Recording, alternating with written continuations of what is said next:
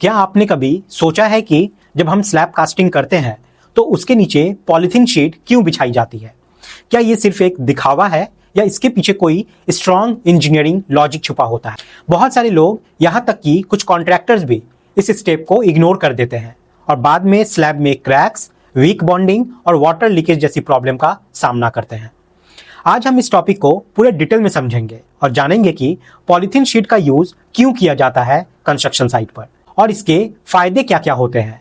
साथ ही इसके नुकसान के बारे में भी बात करेंगे और इसके साथ ही ये भी समझेंगे कि कब इसका यूज बहुत जरूरी होता है और कब हम चाहे तो इसको अवॉइड भी कर सकते हैं। तो इसके लिए आप वीडियो में अंत तक जरूर बने रहें। देखिए, जब भी हम स्लैब कास्टिंग करते हैं, खासकर ग्राउंड फ्लोर या रैफ्ट स्लैब में, तो कंक्रीट सीधे सॉइल या पीसीसी सरफेस के कांटेक्ट में आता है। अब यहाँ एक बहुत इंपॉर्टेंट साइंटिफिक प्रोसेस होता है जो कि कंक्रीट को मजबूती देता है और वो है कंक्रीट हाइड्रेशन। सीमेंट को अपनी स्ट्रेंथ को डेवलप करने के लिए पानी की जरूरत होती है।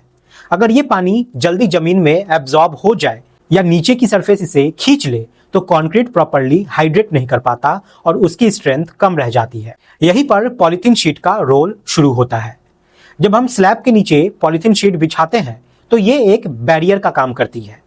ये नीचे की सॉइल या पीसीसी को कंक्रीट के पानी को एब्जॉर्ब करने से रोकती है। इसका सीधा मतलब है कि कंक्रीट के अंदर मौजूद मॉइस्चर सुरक्षित रहता है, जिससे हाइड्रेशन प्रोसेस सही तरीके से होता है और स्लैब की स्ट्रेंथ बढ़ती ही रहती है। अब बात करते हैं इसके सबसे बड़े एडवांटेजेस की और सबसे पहला एडवांटेज है मॉइस्चर रिटेंशन। अगर आपने बिना पॉलीथीन के स्लैब कास्टिंग की है तो आपने नोटिस किया होगा कि कंक्रीट जल्दी सूख जाता है और सरफेस पर क्रैक्स दिखने लगते हैं।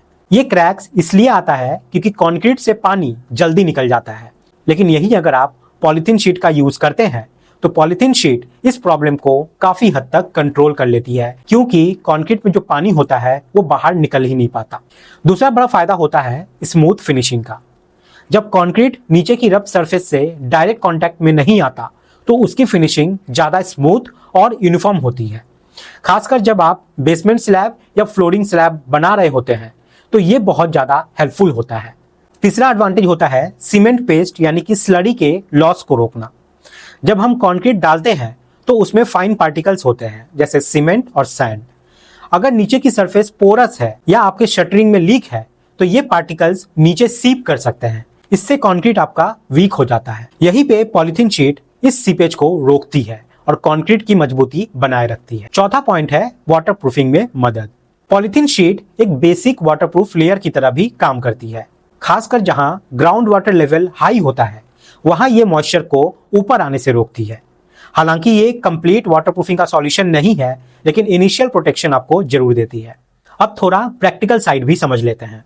साइट पर कई बार लेबर या कॉन्ट्रैक्टर सोचते हैं कि ये एक्स्ट्रा कॉस्ट है और इसे अवॉइड कर देते हैं, लेकिन रियलिटी यह है कि पॉलीथीन शीट की कॉस्ट बहुत कम होती है, जबकि इसके बेनिफिट्स लॉन्ग टर्म में बहुत बड़े होते हैं।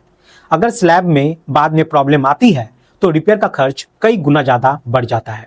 लेकिन यहाँ पे एक बात सोचने वाली है, क्या पॉलीथीन शीट हर सिचुएशन में जरूरी होता है? तो इसका आंसर है नहीं। अगर आपने ऑलरेडी प्रॉपर पीसीसी कर रखा है और सरफेस स्मूथ और नॉन पोरस है तो कई केसेस में पॉलीथीन शीट को अवॉइड भी किया जा सकता है। लेकिन अगर सॉइल एक्सपोज्ड है या पीसीसी अनइवन है या आपकी शटरिंग की क्वालिटी अच्छी नहीं है तो पॉलीथीन शीट लगाना बहुत ज्यादा जरूरी हो जाता है। अब बात करते हैं इसके कुछ डिसएडवांटेजेस की, क्योंकि हर चीज के दो पहलू होते हैं। सबसे पहला डिसएडवांटेज है बॉन्डिंग इशू का होना। अगर पॉलीथीन शीट ठीक से फिक्स नहीं की गई तो ये स्लैब और नीचे की लेयर के बीच प्रॉपर बॉन्ड बनाने नहीं देती। इससे स्लाइडिंग या डिस्प्लेसमेंट की प्रॉब्लम आ सकती है, खासकर रैफ्ट स्लैब में। दूसरा डिसएडवांटेज है साइट हैंडलिंग का इशू होना। हवा चलने पर पॉलीथीन शीट उड़ सकती है, फोल्ड हो सकती है, जिससे अनइवन सरफेस यहाँ पे बन जाता है। अगर कास्टिंग से पहले इसे सही से फिक्स नहीं किया गया तो कंक्रीट की थिकनेस अनइवन हो सकती है। तीसरा पॉइंट है एनवायरमेंटल कंसर्न। पॉलीथीन एक प्लास्टिक मटेरियल है जो बायोडिग्रेडेबल नहीं होता। इसका एक्सेसिव यूज एनवायरमेंट के लिए हार्मफुल हो सकता है, इसलिए जहां जरूरी हो वहीं इसका यूज करना चाहिए। एक और प्रैक्टिकल मिस्टेक जो लोग करते हैं वो है थिन पॉलीथीन यानी कि पतला पॉलीथीन का यूज करना। बहुत पतली शीट आसानी से फट जाती है और फिर उसका कोई फायदा नहीं रहता। हमेशा गुड क्वालिटी या मिनिमम 250 माइक्रोन या उससे ऊपर की पॉलिथीन शीट का ही यूज करना चाहिए। अब एक इंपॉर्टेंट टिप्स आपके लिए, जब भी आप पॉलिथीन शीट को बिछाएं तो उसे ओवरलैप करके बिछाएं। कम से कम 300 mm यानी कि 1 फुट ओवरलैप जरूर रखें और जॉइंट्स को प्रॉपरली टेप से सील करें। इससे पानी या सीमेंट पेस्ट, जिसे हम स्लरी कहते हैं, कास्टिंग के दौरान वो लीक नहीं करेगा। तो ओवरऑल अगर हम बात करें तो पॉलिथीन शीट स्लैब कास्टिंग में एक छोटा सा स्टेप है, लेकिन इसका इम्पैक्ट बहुत बड़ा होता है। ये कंक्रीट की क्वालिटी, स्ट्रेंथ और ड्यूरेबिलिटी को डायरेक्टली इफेक्ट करता है। अगर आप इसे सही तरीके से यूज करते हैं तो फ्यूचर में आने वाली कई प्रॉब्लम से आप बच सकते हैं। अब यहाँ पे मैं आपसे एक छोटा सा सवाल पूछना चाहूंगा, क्या आप कुछ हजार रुपए बचाने के लिए आप अपने पूरे स्लैब की स्ट्रेंथ को रिस्क में डालना चाहेंगे? बिल्कुल नहीं। एक स्मार्ट इंजीनियर हमेशा छोटी छोटी चीजों पर ध्यान देता है, क्योंकि वही चीजें आगे जाकर बड़ा रिजल्ट देती है। अब यहाँ पे इन सब बातों को थोड़ी गहराई से समझते हैं। रियल साइट एक्सपीरियंस क्या कहता है और इंजीनियर्स किन मिस्टेक को बार बार करते हैं, क्योंकि थ्योरी समझना आसान है, लेकिन साइट पर यही डिसीजन लेना ही सबसे बड़ी स्किल होती है। सबसे कॉमन मिस्टेक्स जो साइट पर देखने को मिलती है वो है पॉलिथीन शीट को प्रॉपरली फिक्स ना करना। कई बार लेबर जल्दी में पॉलिथीन शीट को बस ऐसे ही बिछा देते हैं, बिना ओवरलैप किए और बिना टेप से सीलिंग किए। अगर आप प्रॉपरली उसको ओवरलैप नहीं करेंगे, सील नहीं करेंगे, तो आप जरूर देखते होंगे कि कंक्रीट जब भी डाला जाता है शीट इधर उधर शिफ्ट हो जाती है, फोल्ड बन जाते हैं और कहीं कहीं डायरेक्ट कांटेक्ट भी हो जाता है सॉइल से। इसका रिजल्ट क्या होता है कि वहां पे अनइवन थिकनेस बनती है, वीक स्पॉट्स बनते हैं, जिससे फ्यूचर में क्रैक्स आने की संभावना बढ़ जाती है। दूसरी बड़ी गलती होती है डर्टी सरफेस पर पॉलिथीन बिछा देना। अगर नीचे की सरफेस पर डस्ट, लूज मिट्टी या डेब्रिस है तो पॉलिथीन ठीक से बैठती नहीं है। इससे एयर पॉकेट्स बन जाते हैं और कंक्रीट प्रॉपरली सेटल नहीं हो पाता। इसलिए हमेशा पहले सरफेस को साफ करें, कॉम्पैक्ट करें और उसके बाद ही पॉलिथीन को बिछाएं। तीसरी मिस्टेक है जॉइंट्स को इग्नोर करना। जैसा कि मैंने आपको पहले ही बताया कि ओवरलैप और जॉइंट सीलिंग बहुत जरूरी है। अगर जॉइंट्स खुले रह गए तो वहीं से पानी और सीमेंट पेस्ट लीक होगा और पूरी शीट लगाने का फायदा जो है वो खत्म हो जाएगा। ये छोटी सी चीज है, लेकिन इम्पैक्ट इसका बहुत बड़ा होता है।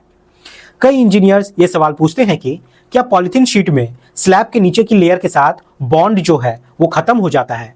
तो इसका जवाब है हाँ, कुछ हद तक बॉन्ड कम हो सकता है, लेकिन ये पूरी तरह डिपेंड करता है प्रोजेक्ट टाइप पर। ग्राउंड स्लैब या फ्लोरिंग स्लैब्स में ये बॉन्ड उतना क्रिटिकल नहीं होता, इसलिए वहां पॉलिथीन सेफ है।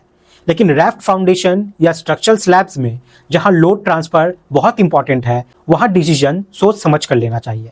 अब यहाँ पे एक और बहुत इंटरेस्टिंग पॉइंट है, वो है क्यूरिंग का इफेक्ट। जब कंक्रीट के नीचे से मॉइस्चर लॉस रुक जाता है तो क्यूरिंग ज्यादा इफेक्टिव हो जाती है। इसका मतलब है कि अगर आपने प्लास्टिक नहीं दिया तो आपको ऊपर से क्यूरिंग पर और ज्यादा ध्यान देना चाहिए, ताकि पूरा हाइड्रेशन प्रोसेस कंप्लीट हो सके और स्लैब मैक्सिमम स्ट्रेंथ को अचीव कर सके। अब यहाँ पे समझते हैं कि कब पॉलिथीन शीट को लगाना बिल्कुल जरूरी होता है। अगर सॉइल सैंडी है, पोरस है, ग्राउंड वाटर फ्लक्चुएशन है, यानी कि ग्राउंड वाटर का जो लेवल है वो अप डाउन होता रहता है, या आपने प्रॉपर पीसीसी नहीं किया है, तो पॉलिथीन शीट लगाना ऑलमोस्ट जरूरी हो जाता है। ये आपको फ्यूचर लीकेज, डैम्पनेस और स्ट्रेंथ लॉस से बचाता है। और अगर बात करें कि इसे कहाँ हम अवॉइड कर सकते हैं, तो अगर आपने हाई क्वालिटी पीसीसी किया है, सरफेस प्रॉपरली फिनिश्ड है और प्रोजेक्ट रिक्वायरमेंट बॉन्डिंग डिमांड नहीं करती है, तो इंजीनियर के गाइडेंस में डिसीजन लिया जा सकता है कि वहां पे पॉलिथीन का यूज नहीं करें। तो दोस्तों, अगर आप चाहते हैं कि आपके घर का कंस्ट्रक्शन बिना गलती के हो, स्ट्रांग हो और लॉन्ग लास्टिंग हो, तो ऐसी छोटी छोटी इंजीनियरिंग बातों को समझना बहुत जरूरी है।